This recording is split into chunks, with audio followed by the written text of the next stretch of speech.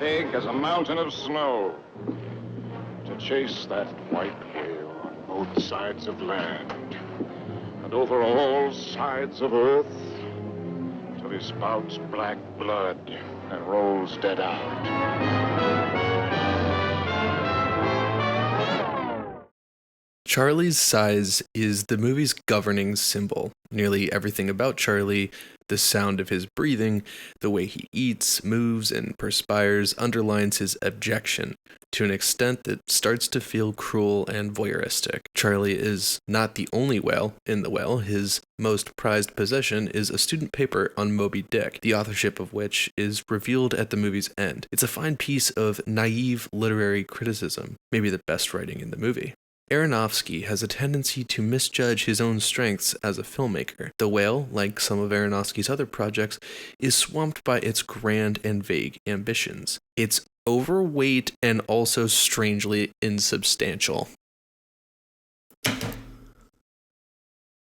A.O. Scott, New York Times. For reference, this is the same guy who gave us such great reviews as Way of the Water brings a ripple of nostalgia. Glass Onion may be sharp and may have a lot of layers, but it won't make you cry. Banshees of Inisherin, giving your friend the finger. Nope is a hell yes. And probably my favorite one on here, Lightyear.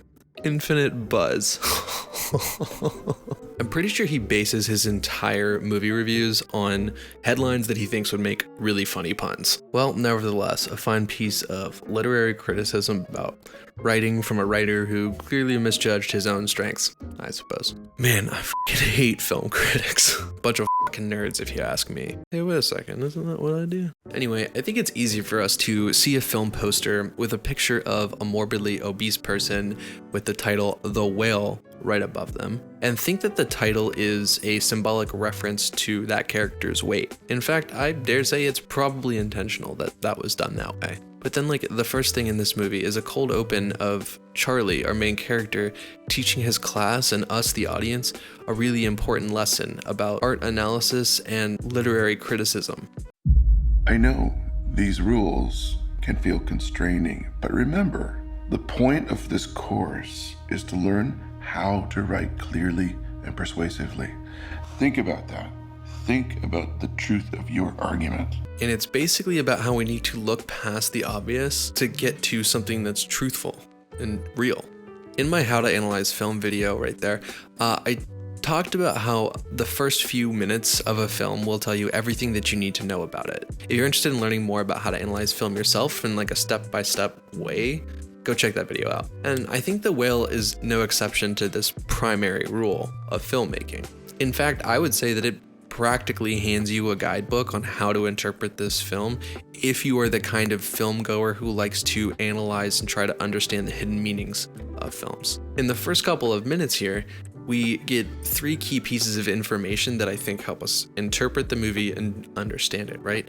One is look past the obvious. It's the first thing that Charlie teaches us in his class. The second thing that we learn pretty quickly is that the titular whale of this movie is actually a reference to an analysis on the book Moby Dick, which he keeps by his couch on his table side. So we know that the whale is referential of the novel Moby Dick. And then I think the last piece of important information that we learn is that this character has 5 days before he's going to pass away, and in that time he wants to reconnect and rebuild his relationship with his daughter. All right, now stay with me here while I unpack this shit, but at first I think it's really important that we talk about the book Moby Dick, because I think a lot of people have read Moby Dick without reading Moby Dick, you know what I'm saying? So Moby Dick is a classic novel written by Herman Melville that tells the story of Captain Ahab, an amputated ship captain, and his obsession with capturing the white whale, Moby Dick.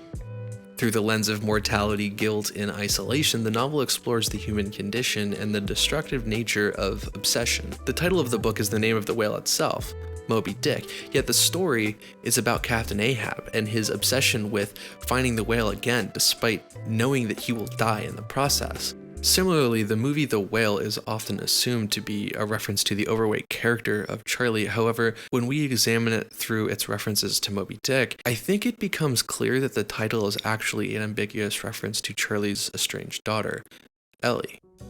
Throughout the film, Charlie's relationship with Ellie is depicted as being strained and distant. He is consumed by guilt and regret over his past actions, and he is determined to make things right before it's too late. Just as Ahab in Moby Dick is consumed by his desire to catch the whale, Charlie is consumed by his desire to reconnect with Ellie, the ultimate goal that Charlie is determined to achieve before he dies. The film even uses its setting to reinforce this metaphor. Charlie's home is small and cramped, much like the ship in Moby Dick. The isolation that Charlie experiences is reinforced by his physical surroundings, as he is trapped in this small home and unable to leave due to his weight. The physical confinement, I think, serves to highlight his emotional confinement. He's also immobilized by the physical limitations of his weight and requires a walker to get around, much like Ahab and his peg leg. So yeah, the title of The Whale is quite easily assumed to be a reference to Charlie's weight, and there is no doubt that that's intentional, but